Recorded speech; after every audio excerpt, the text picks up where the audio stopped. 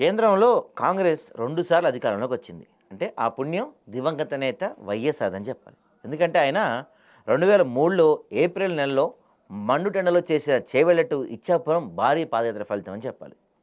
2004లో UPA 1 కేంద్రంలో అధికారంలోకి వచ్చిన 2009లో యూపీఏ 2 మరోసారి పదవి అందుకున్న దాని వెనుక ఏపీలో ఎక్కువ సంఖ్యలో గెలిచిన కాంగ్రెస్ ఎంపీలు కారణం. అలాగే ఆనాటి సీఎం వైఎస్ఆర్ కూడా కారణం. ఇక వైఎస్ఆర్ని కాంగ్రెస్ అగ్రనాయకత్వం ఎంతగానో గౌరవించింది. అనేక పథకాలను కూడా ఏపీ నుంచి ఆనాడు శ్రీకారం చుట్టారు. అందులో ఒకటి జాతీయ ఉపాధి హామీ పథకం. 2006 ఫిబ్రవరి నెలలో కార్యక్రమాన్ని ఏపీలోని అనంతపురం జిల్లా సింగనమల నియోజకవర్గంలోని బండ్లపల్లి గ్రామంలో ఆర్భాటంగా ప్రారంభించారు. ఒక జాతీయ స్థాయి పథకాన్ని ఏపీ నుంచి ప్రారంభించడం అనేది వైఎస్ఆర్ సాధించిన ఘనతల్లో ఒకటి. ఆనాడు ప్రధాని మన్మోహన్ సింగ్, సోనియా గాంధీ వచ్చినప్పుడు జనసమ్మర్దం ఒక స్థాయిలో ఉంది. వైఎస్ఆర్ చరిష్మాకి అదొక సంకేతంగా నిలిచింది. కాంగ్రెస్ చరిత్రలో నిలిచిపోయే సభలలో ఒకటిగా ఆనాడు అది సాగింది.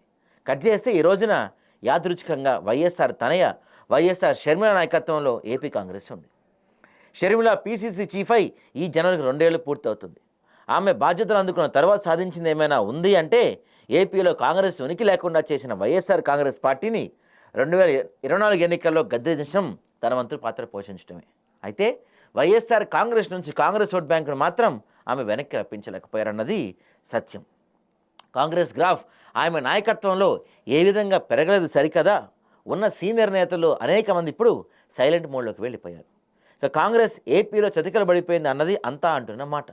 ఈ నేపథ్యంలో షర్మిల నాయకత్వంలో అఖిల భారత కాంగ్రెస్ నాయకులు సమక్షంలో సింగనమల నియోజకవర్గంలో ఫిబ్రవరి 2వ తేదీన అతిపెద్ద నిరసన కార్యక్రమం జరుగుతుంది.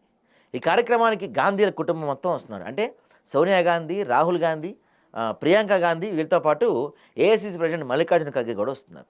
ఇంకా ఏఐసీసీ సభ అందున సోనియా గాంధీ రాక ఏపీకి వస్తున్న సందర్భం కాంగ్రెస్ ప్రెస్టేజియస్గా ఉన్న జాతీయ ఉపాధి పథకం రూపురేఖలను మోడీ ప్రభుత్వం మార్చిందని ఆ సెంటిమెంట్ రాజేసే వ్యూహం. ఇలా ఇవన్నీ చూసుకున్నప్పుడు సింగనమల నియోజకవర్గంలోని బండ్లపల్లి గ్రామంలో సభ కాంగ్రెస్కు చాలా ఇంపార్టెంట్. అలాంటి సభను సూపర్ సక్సెస్ చేయటం అంటే అది షర్మిల నాయకత్వానికి ఒక అగ్ని పరీక్ష. జన సమీకరణ విషయంలో కానీ, కాంగ్రెస్ జాతీయ పెద్దలను సంతృప్తిపరిచేలా సభ జరపడంలో కానీ షర్మిల ఎంతో చేయాల్సింది అంటున్నారు. నాడు వైఎస్ఆర్ ఏ లోటు లేకుండా ఏపీలో కాంగ్రెస్ జాతీయ నాయకుల మీటింగ్లన్నీ సక్సెస్ చేయించారు. అఫ్కోర్స్ అప్పట్లో కేంద్రం ఉమ్మడి ఏపీలో అధికారంలో ఉంది. వైఎస్ఆర్ కూడా ఎంతో అనుభవం కలిగిన నేత సీఎంగా ఉన్నారు. ఇప్పుడు అంతా ప్రతికూల వాతావరణం ఉంది. అయినా కానీ మోడీ మీద పోరంటే కాంగ్రెస్ సభ ఎక్కడ ఫెయిల్ కాకూడదు, జనాలు ఆలోచన నిందపడకూడదు. ఇవన్నీ జరగాలంటే షర్మిల నెల రోజులు పూర్తిగా ఫోకస్ పెట్టాల్సిందే.